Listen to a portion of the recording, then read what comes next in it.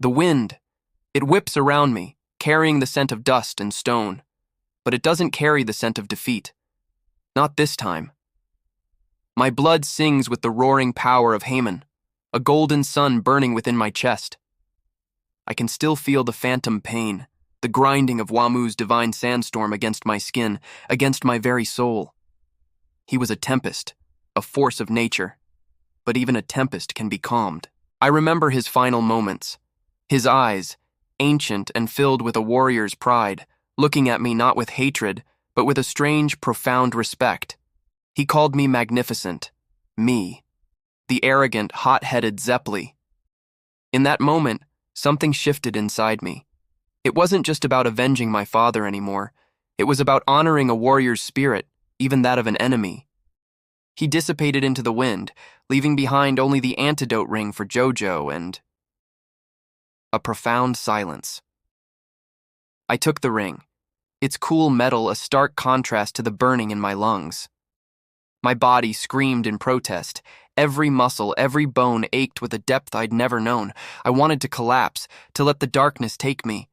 But then I thought of Jojo, that infuriating, brilliant, reckless oaf. I couldn't leave him to face Cars alone. I couldn't let my grandfather's legacy, my father's sacrifice, end here with me bleeding out on a cold stone floor. So I pushed myself up. Each movement was agony. I staggered through the crumbling mansion, the ring clutched tight in my fist.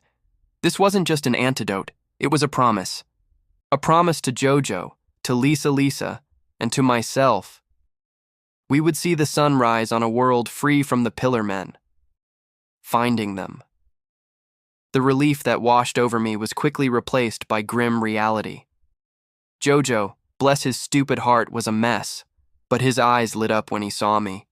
He didn't just see a friend, he saw hope. And Lisa. Her stoic mask cracked for just a moment, revealing a flicker of maternal relief that stunned me to my core. I gave Jojo the ring. Watching the poison recede from his body, seeing the life flood back into him. It was a victory more satisfying than felling Wammu. We were battered, we were bruised, but we were together. We were whole. The final battle loomed. Cars. The ultimate being, the mastermind behind it all. Standing beside Jojo, our Haman resonating, I felt a new kind of strength. It wasn't the fiery arrogance I once had. It was a calm, steady resolve, forged in the heat of battle and cooled by the respect of a fallen foe. Wammu taught me that. He taught me the meaning of a true warrior's spirit. There was no grand strategy, no intricate plan. It was just raw, untamed Haman against the perfect life form. Jojo, with his unpredictable genius, was the storm. And I was the focused, piercing ray of sunlight. We moved in sync, a whirlwind of golden energy. I created lenses of frozen bubbles, focusing Jojo's Haman into concentrated beams of pure solar power. He'd blast, I'd redirect. He'd feint, I'd strike. It was a dance of death under a dying sun. Cars was terrifying. He adapted, he evolved, he was everything they said and more, but he had one weakness. He was alone. He understood power, but he didn't understand partnership. He didn't understand the bond that Jojo and I had forged through arguments, through training, through shared loss. He couldn't comprehend why two mortals would fight so fiercely for each other. That was his undoing. In the final moments, as Cars prepared a devastating attack, Jojo and I saw the opening. A fleeting, insane chance. We didn't need to speak. We poured every last drop of our life force, every ounce of Haman we possessed, into one final combined attack. Sunlight Yellow Overdrive met Bubble Launcher, creating a swirling vortex of energy that was more than the sum of its parts. It was the legacy of my grandfather, of Jonathan Joestar, of all the Haman users who came before us, concentrated into a single glorious point of light. It struck Cars, and for a moment, nothing happened. Then, the light consumed him.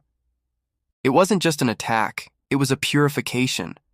It was the sun itself, reclaiming its dominion. Afterwards, silence. The world felt quiet, peaceful. Jojo and I just lay there on the volcanic rock, too exhausted to even speak. We had won. We had actually won. Returning to Venice felt like waking from a long, violent dream. The world was the same, yet entirely different. I was different. The weight of my family name no longer felt like a burden, but a mantle of honor I had finally earned. Jojo left for America with Susie Q, that crazy, lovable girl. We said our goodbyes at the dock. There were no tears, just a handshake, and a shared look that said everything. We were brothers, bound by blood, bubbles, and a battle for the fate of the world. He told me to visit, to come see the company he was going to build with the Speedwagon Foundation. I told him to try and stay out of trouble, but we both knew that was a lost cause. And me? I stayed in Italy. I became a teacher, passing on the art of Haman to a new generation, not to create warriors, but to teach them control, discipline, and the importance of a strong spirit.